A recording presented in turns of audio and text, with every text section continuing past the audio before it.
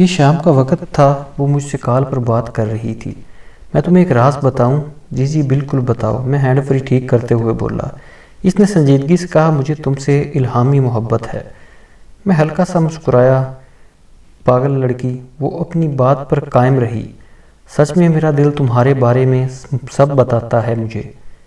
اچھا جی، اگر ایسا ہے تو بتاؤ ابھی میں کیا کر رہا ہوں؟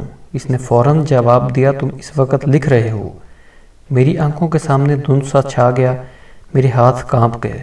اس نے بالکل ٹھیک کہا تھا، میں واقعی اس وقت لکھ رہا تھا۔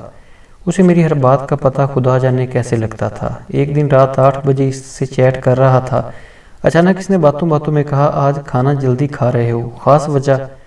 نوالہ میرے ہاتھ میں ہی رہ گیا اور میں ایک عجیب حیرت میں گر گیا۔